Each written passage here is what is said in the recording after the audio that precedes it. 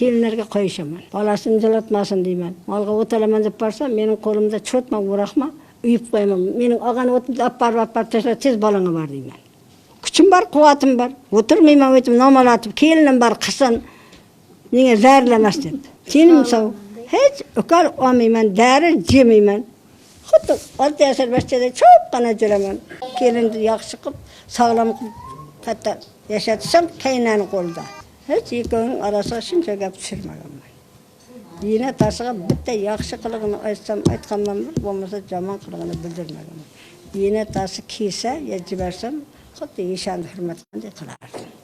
Endi bolasi bor, umidi bor degan. Dankasa kelinim yo'q. Birov-birovga qarab ish tutgan.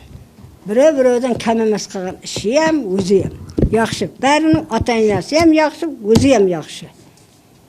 Lekin qizlarni bir kecha jot qilmayman, yo'q bo'layman. Jotamizda tara tutib kelar, yo'q bo'layman deyman. Shu o'rta qiziqqa bir kecha jot qilmamoy emasman. Uzatib borgan kecha ham jot qilganman. Sizni qizlaringiz ham uyda bo'lgan yomon gaplar aytib kelgan vaqtlar bo'lganmi? Aytolmaydi menga. Birov unday gapini men boshdan aytganman. Menga xafa bo'lmaydigan, sizlarni o'ylamaydigan bir nima kiydik, bir nima aqlli yedik desang aytasan, yering urama. Kayndan urishama. Agar menga biroz gap gapirsan, bu sag'amni bosmaysan deb uydan chiqarganman. Birov bir kun kelib biroz qaytib ham kelgan yo'q, keldirib ham ko'rganim yo'q. Lekin kelinlarimda ham sho'ytib urishaman. Ochim endi bir nimadan. Gap kelinlarda ham gap ko'p, kelinlarim ham yaxshi, gapima jurgan. Men ham ularning ota-onasini o'lgiday hurmatini joyiga qo'yganman. Sening otang keldi, yenang keldi, bir xil yomon ko'radi kelinlar. Ketgandan keyin kelinga urishadi. Shuni qo'yib jadingmi, yenanga berib jadingmi? Men bermasam, beraman, qo'ymasam o'zim qo'yaman.